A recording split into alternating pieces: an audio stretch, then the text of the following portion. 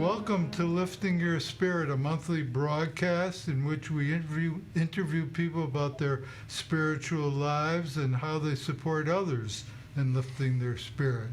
I'm Reverend Joel Grossman, Interfaith Minister, Director of Spiritual Services at Constellation Hospice here in Newburyport, and I also offer spiritual counseling virtually on a donation basis. And I'm Ted Jones, a meditation teacher at North Shore Insight Meditation Center. Our show is based on the following four principles. One, everyone is spiritual. Sometimes we are conscious and active regarding our spirituality, sometimes not. But even when we're not, we still have a spirit. Second, there are many ways to lift your spirit, not only through formal religious practices, but also through nature, art, human relationships, and particularly service to others. Three, each person's spiritual path is unique and may change over time in small or large ways. And fourth, it's important to respect your own spiritual journey, trusting that one step naturally leads to another, and to respect other people's unique journeys, regardless of whether they are very different from your own. We're not here to convince you of the benefit of any particular path or method, but rather just to provide you with some food for thought. And today we have two old friends of mine, guys that I've been in a men's support group with since the early 80s, Chuck Phillips and Gil Williams, who at the time both lived in West Newbury. They've since moved on. Gil and Chuck both worked at GE in human relations, and they'll be more specific about that as we share. I had the pleasure of being invited by them to do some stress management there for a couple of years.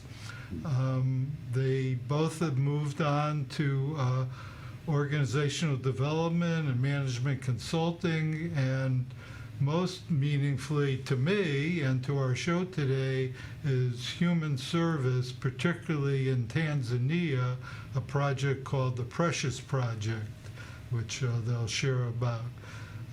So very happy to have you here with us today, Chuck and Gil. And as you know from watching previous shows, we always start with asking our guests to share about their spiritual journeys.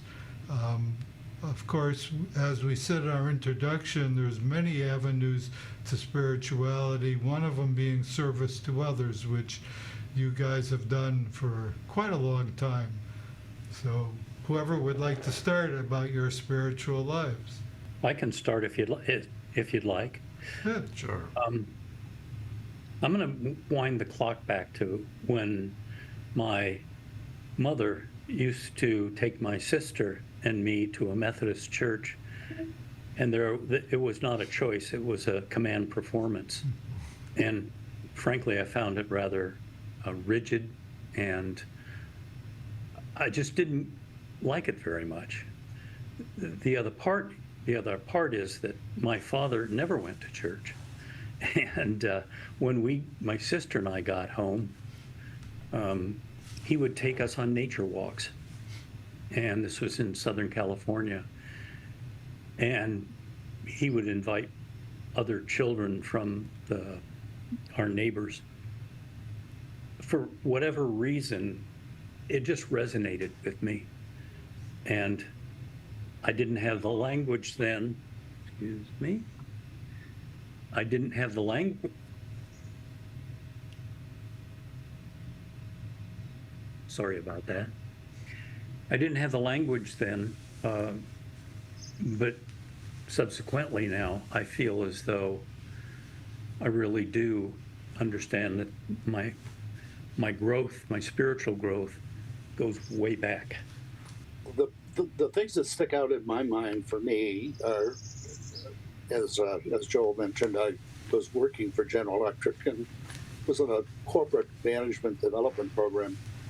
Then after I completed that, and I started doing work principally in the aircraft engine group of GE. I was fortunate to encounter a mentor on the outside, his name was Irv Pollitt, and Irv's orientation towards the kind of work that I was doing with human resources was this whole notion of people being free to bring their whole lives and their whole selves into the workplace. And that there was an obligation really in the workplace to facilitate that and to find ways to encourage and support that in the workplace. And that became sort of a central theme in my thinking about what does it mean to be working with organizations and helping them develop their effectiveness and competency and capability. And the answer was that it means helping people bring themselves to the workplace and apply that in a meaningful way. So in your bio, Chuck, as a lead into the Precious Project, you mentioned doing some consulting in I can't remember which African country. Malawi. So could you say a little bit about that experience? Actually, Gil was with me. We did a workshop in Florida for the NTL Institute. And there was a young woman in that workshop who, it turned out, was a program manager in Malawi for the German equivalent to USAID. And her takeaway from the work that we were doing there was that our whole orientation was around capacity building and helping people find the ways to work with organizations and people that they were working with to build capacity and not work with people in the organizations or situations to tell them or teach them what to do. And her sense was that there were a whole bunch of organizations working in Malawi, German equivalent of USAID, the British High Command, USAID itself from the US, and other organizations. And their tendency was, when they would be working with someone, for example, to develop better agricultural methods, they would help them do that for a short period of time and then say, oh, the hell with it, they're never going to get it, and do it for them. So she invited me to come talk to her and to the people who were leading those kinds of organizations in Malawi to see how we might go about trying to change the whole mental focus so that people were trying to help others to develop their own competency and capacity. And I traveled back and forth to Malawi numerous times, staying in country for 3 to 4 weeks at a time, working with a whole variety of groups. One time, actually, with the president of Malawi, talking with him about what his vision was for the country. Wow. But it gave me a real different view of what was out there in the world. It was my first encounter with abject poverty and people who were desperate for education and learning and willing to sacrifice almost everything to get it. I'm curious. Go ahead. Just add one piece. That was Chuck's Malawi piece, and he and I did a fair amount of work in Egypt also, just in terms of, sometimes we forget that Egypt is a part of Africa. I just wanted to backtrack a little bit to something that you said, Chuck, about your role at GE and trying to create a climate where people could bring their whole selves into the workplace and use all the resources that they would bring with that, which seems like a really good way to operate a business. But my sense is that the current trends in business are not really supporting that. My own background is a little bit in state government, where there was sort of continuous quality improvement was a big thing at one point, and really engaging the people doing the work in the process of the whatever was being done, trying to improve it, and that model seemed to have gone by the wayside by the time I left there. And I'm trying to kind of get the sense from, with both of you had this human resource background, and that then you brought it into what you are doing now, and a sense of whether there was any dissatisfaction with sort of what you were involved in corporate America, and how that really was transformed in what you're doing now in Tanzania. Well, certainly the corporate arena was not the most receptive to what we're talking about. Although the aircraft engine group of GE was quite unique and progressive in its thinking about what made sense. The leadership of that particular unit, the vice president in charge, was very amenable to investing dollars and time in the kinds of things that we were developing and talking about. And of course, organization development is really that. I mean, it's dealing with the whole person and the whole organization and bringing them together. I wouldn't say that I was disappointed. I think I was more eager to test myself and the kinds of things that we were doing in a broader geography, broader sense of what different organizations, and looking for maybe a way to make more of a contribution. Mm-hmm. And how about you, Gil? Pretty much the same thing that Chuck has said. My path is a little bit different, but we both were doing similar work, and there were a number of clients that were very receptive to making the changes that were necessary, and others that were pretty resistant. Chuck and I both did a lot of work at IBM, and being the size that it was, I mean, what we were trying to do there was really get the senior teams and the leadership of the organization to think about the organization differently.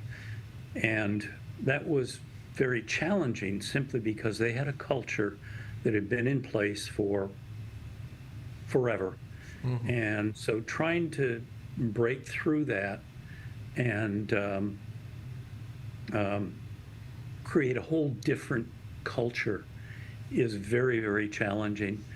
Some of the leaders that we worked with were very open to it.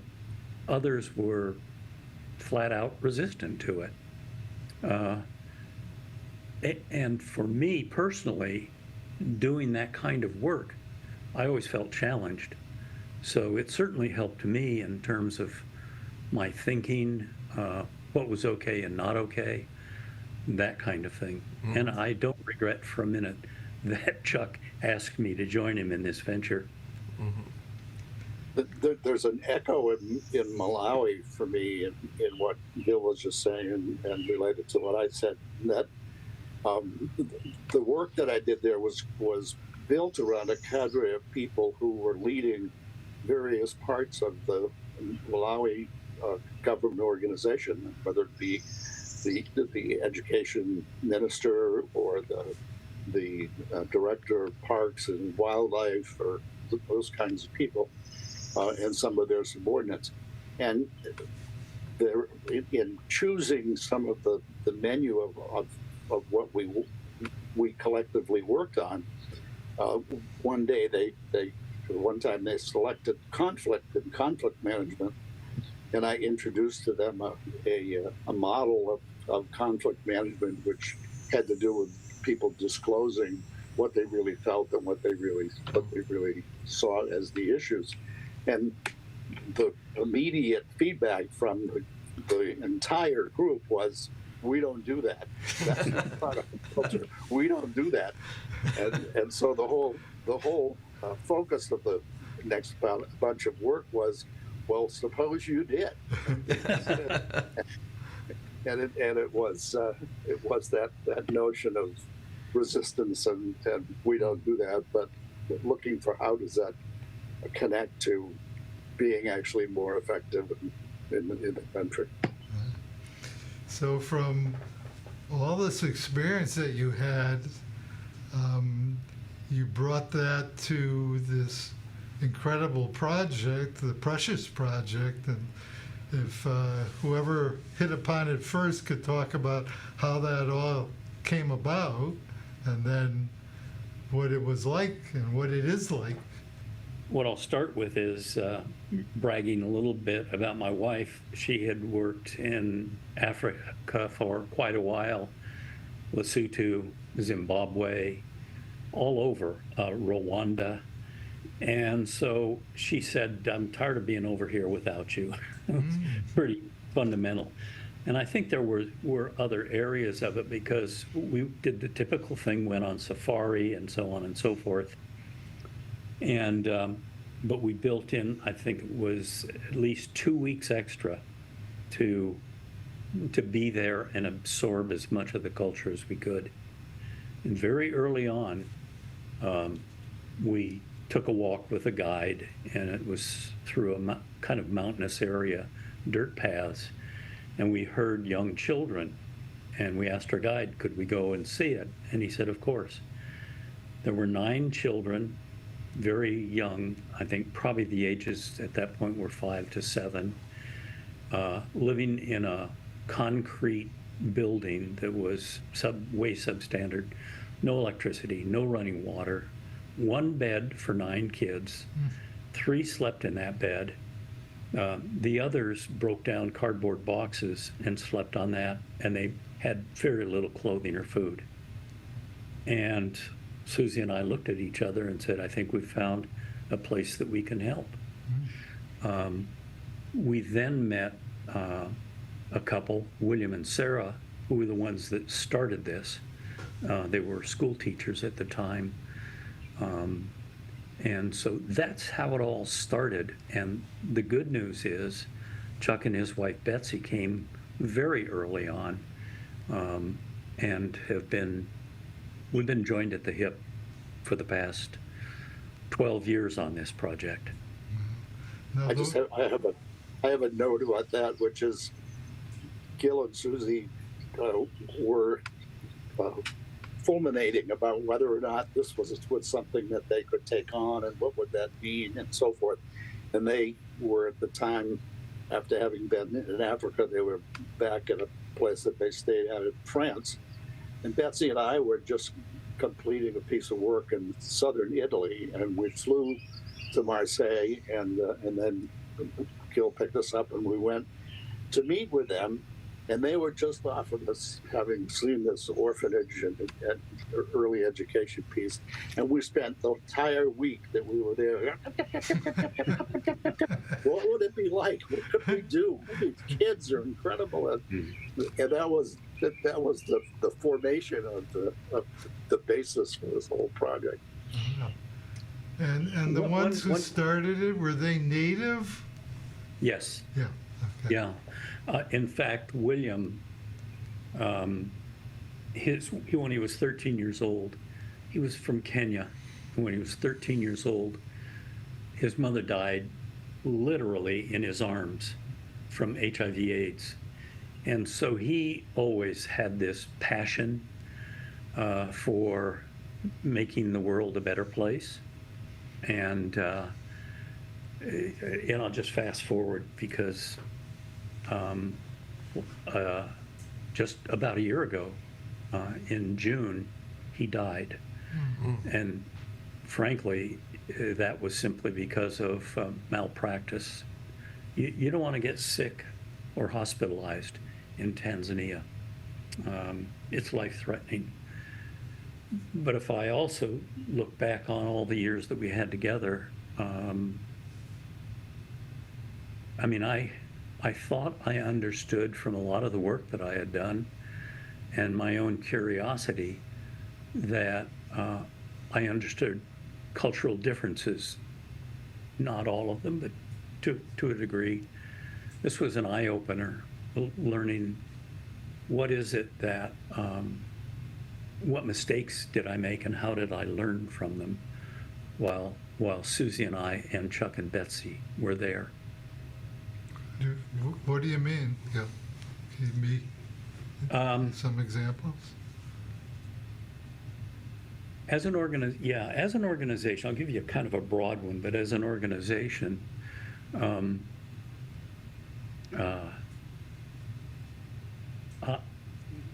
we were trying to do some things, and from the U.S. side of the equation, and I'll just own it for myself, I would go in and say, well, let me tell you what I think you ought to do. And the interpretation of that by the Tanzanian, by William and Sarah, was, oh, a bunch of white folks coming over and telling us what's right and what we ought to do. Very quickly on, and it's a tribute to them that they called us on it, and that cemented the way in which we could have deep and profound conversations. And I learned tons of stuff. One on the light side that I'll tell you about is William was a very deeply Christian man. And I had been meeting various people there, and some of them were practicing witchcraft. In fact, Tanzanian population, 92% of the people believe in witchcraft.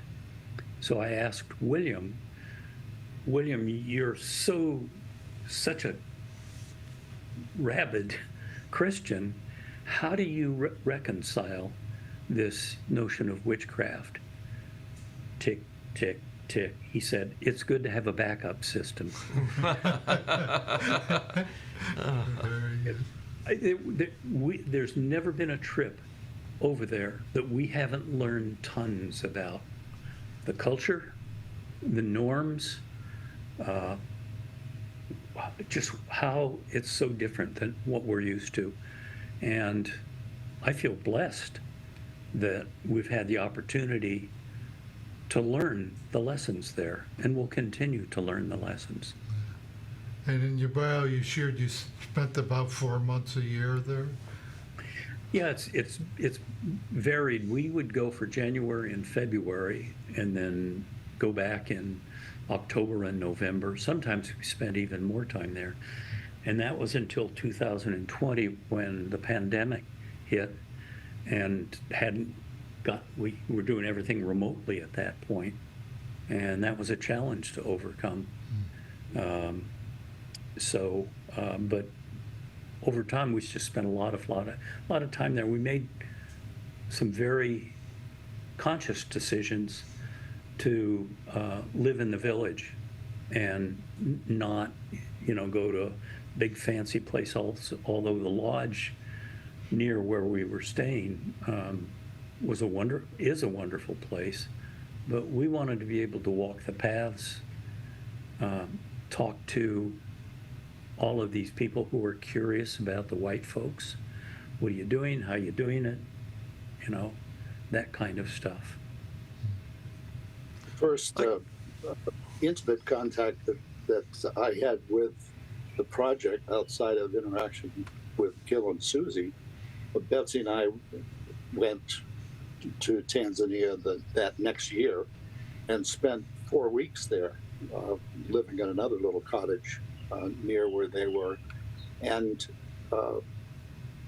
going to the orphanage itself was an interesting setup. There was an old couch that was set out in the area around some of the buildings, and we would go and sit on the couch, and all of a sudden be just buried in a tangle of young kids wanting to sit in our lap or snuggle up against us or ask us to read a book or listen while they read a book, and the impact of the thirst for learning and the desire to be somebody just reached in and grabbed a hold of me inside.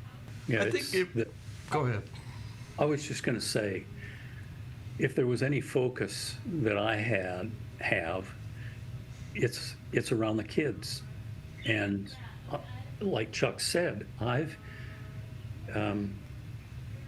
there was one of the original kids there, one of the original 9. His name was John. I think Chuck and Betsy were sponsors of John, Or, and so here's this kid, and when we first saw him, he had a belly distended, full of worms, and not in good health. He was eating out of garbage bins and that kind of thing when William and Sarah found him and rescued him, basically. But through their love and the structure that they provided, while they named it Precious Orphans Children's Home, it's not an orphanage. These are not kids that are available for adoption. But William and Sarah, they were family, and they always gave guidance and brought them to where they are today. And if I skip forward again, John, who was I think 5 years old at the time, Susie and I spent November. Is that right? It's October and part of November there. And when we're about to leave, we drove into the compound. And many of the kids came to see us and say goodbye, et cetera, et cetera. And while I was just about to step in the car and drive away, here comes John. And he reaches out and he literally takes me by the shoulders and looks me square dead in the eyes and said, "I want you to know how much I love you and what a difference you've made in my life." Boy, talk about seeing a grown man cry. It was just like nothing that I've ever had that kind of experience before. So often I see teenagers here, and yeah, they can be a little bit approachable, but not when they initiate like that. It just blew me away. Beautiful. I think it's a wonderful example of something that really lifts the spirit. Lifts the spirit hearing about it. I think our viewers would be well served by getting a sense of kind of how the Precious Project has evolved, starting with where you started in the concrete structure with the 9 kids sleeping on cardboard boxes, and kind of the steps that have led it to where it is right now. yeah, Gil, I want you to do that, not me. But one of the things I just want to say is that everything that has happened there was guided by William's vision. He had a vision and a belief that just was the energy and the engine for everything that happened. And it was just truly amazing to see his capacity to do that. Sorry. Okay. No, I'm glad you said that, because he was a true visionary and had the capacity to get things done. That's remarkable. I'll try and give you the short version, but after Susie and I discovered this cinder block building and decided to help, we met with William and Sarah, said we want to help, and then very serendipitously, we were staying at the lodge. We met a couple, Robert Avery and his wife Ann, and they had a small NGO that they had established and working in the same village. So they invited us to take Precious Project and embed it in their organization so we could do things like fundraising and being a part of an NGO, et cetera, et cetera. And that lasted for 2 years, and then we had grown to a point where we needed to be on our own. And the growth, again, a short story, the land that we purchased was on a very steep grade. And we had a couple of contractors come and look at it, and they said, it's too steep a grade, you can't do that. And William said, go away, and while we make it happen. And there were tons of people, men and women with bricks stacked on their heads, building this foundation. And what has been built so far is a home for the kids. There are 30 residential kids now, a primary school, and I think it's around 700 students now, a dining hall and community center. And just 2 years ago, we opened up a secondary school, and we've always been in the top 10% nationally in the academics. And in fact, the past test scores were number one in the district, which is 171 schools. So a couple of other pieces of that too were that I should say, give credit to my wife, Susie. She helped start women's empowerment groups, and they developed these micro businesses. So it's, in that regard, it's been very successful. The way that I see that manifest, Chuck has said this, is how safe the kids feel to start with, how nourished they are with both food and love, and how challenged they feel and meet the challenge. It just fills my emotional tank. Nothing in my life before has done it to that degree. So just a couple of things I would add. One is that it's easier to focus on some of the physical structure growth and size, but it also, the school introduced different teaching methods than the methods that are used in Tanzania. Typical government schools are rote memorization and regurgitation, and that's far different from what was introduced at Precious, including with a master teacher who's been brought over there a number of different times to teach engagement methodologies and other kind of teaching.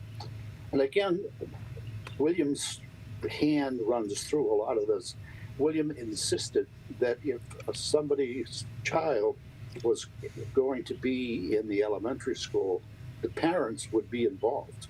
And it was mandatory for the parents to come to parent meetings, of which there were numerous, and any kind of class activities of any kind, classroom activities.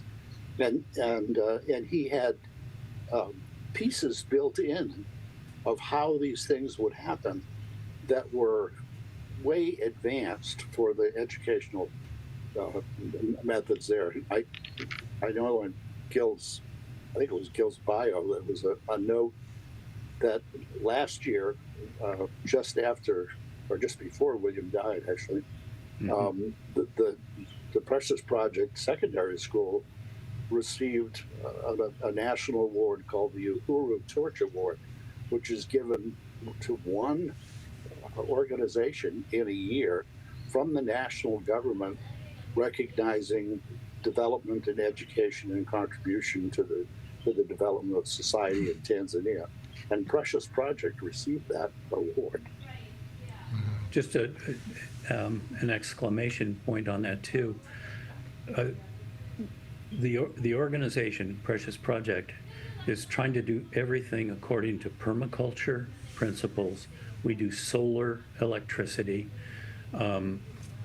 organic gardening, and it's always a push to do that, and have the students understand why that's important and why what they're doing is helping to save the environment.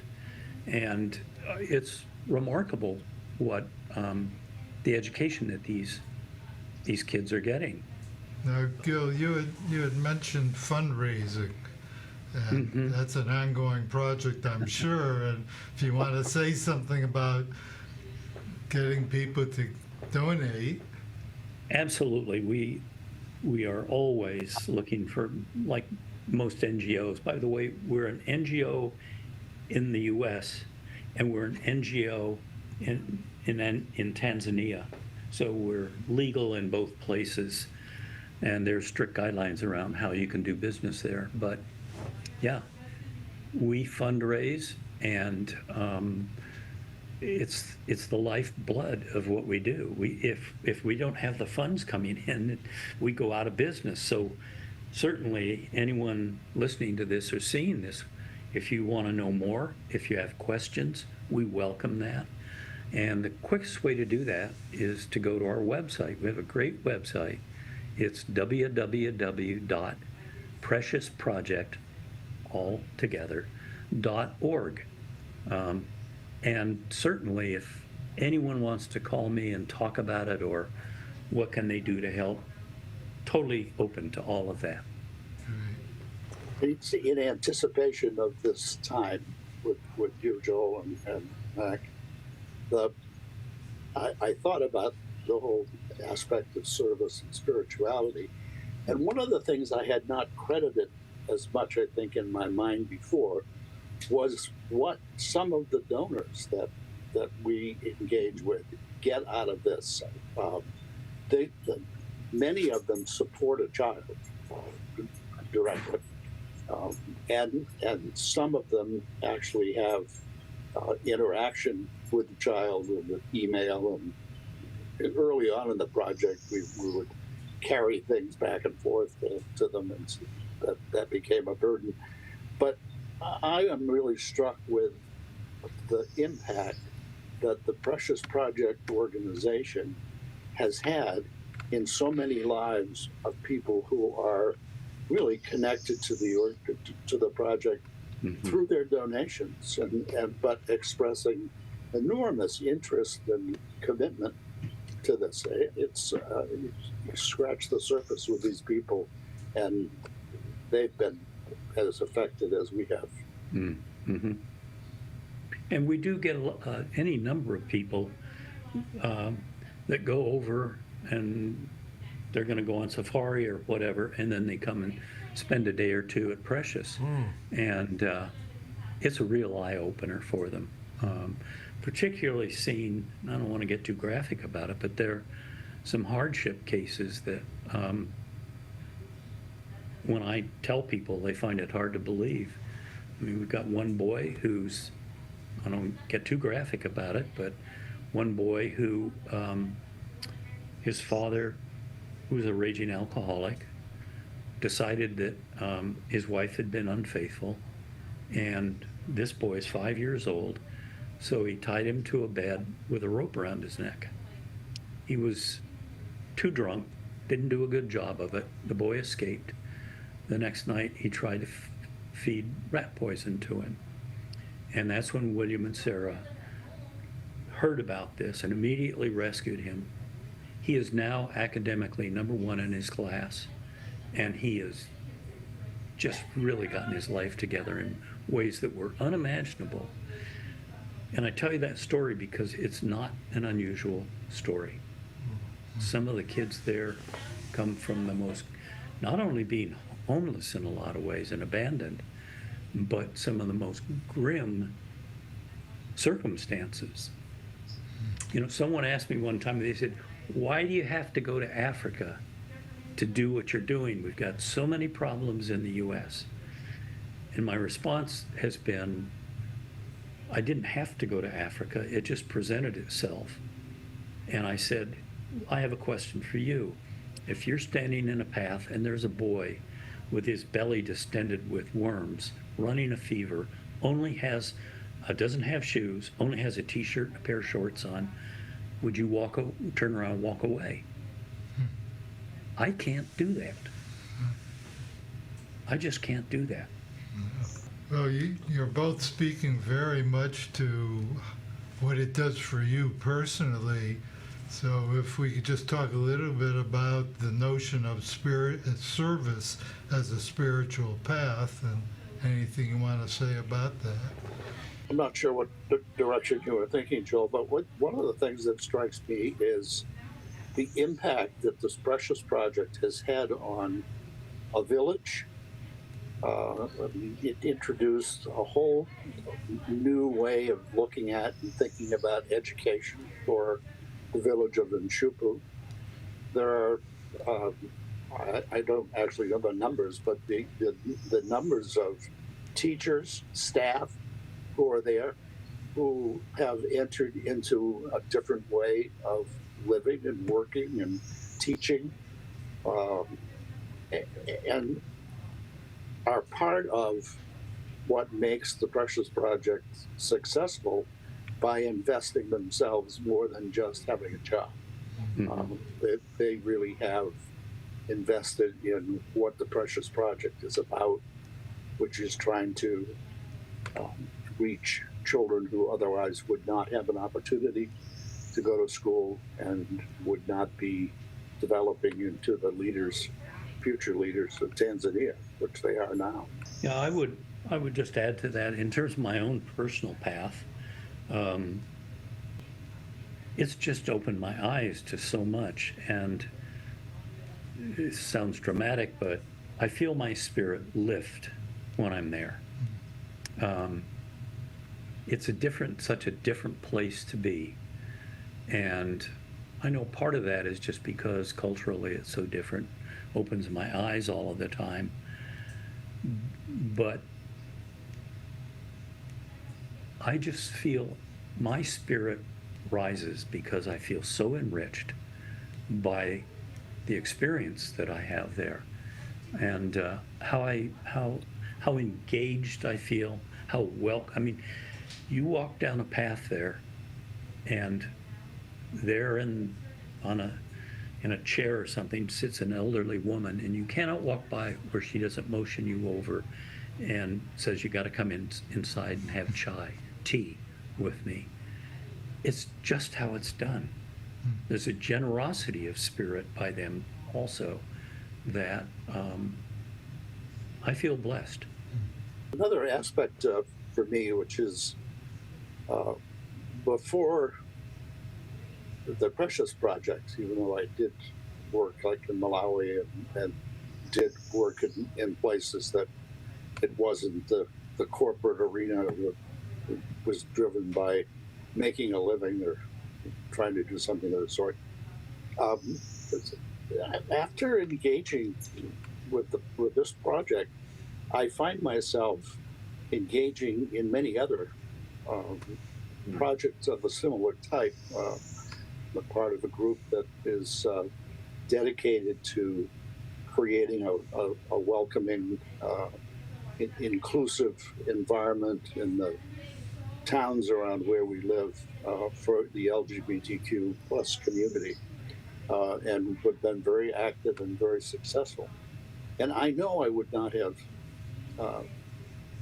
invested the kind of time and energy into that if I hadn't had the experience with the Precious Project and both been engaged but also gratified to see real progress and real accomplishment taking place. Anyway, just another aspect of it for me. Anything before I ask the final question? No, I think we've covered a lot of ground here. Okay.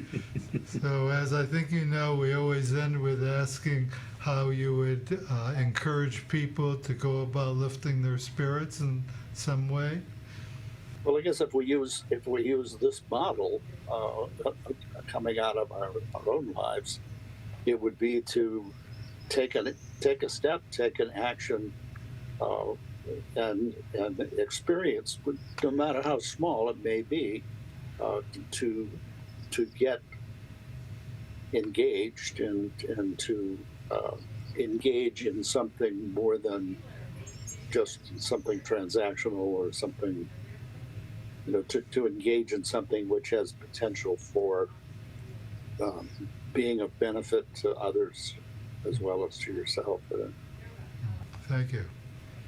I think that Again, I feel blessed by, first of all, being a member of a men's support group that is still going and has been going for 50 years or something like that. It's just pretty remarkable that the group of men that get together, we can have any conversation. There's nothing but candor. That lifts my spirits. I know that there are kindred souls out there and that it's okay to talk about anything. Nothing is, with a men's group, is out of bounds. So I just wanted to say that because that's been an important part of my life. And I just want to keep doing what I'm doing. I'm 86 years old, and I hope to keep cranking it out because, I don't know, spirit seems like an energy that leads to pure awareness. Mm. And I think one of the challenges all of us have is how do we become more aware? And I think that our spirits can help nurture that. Beautiful. Very beautifully put. Yeah. Thank you, Gil.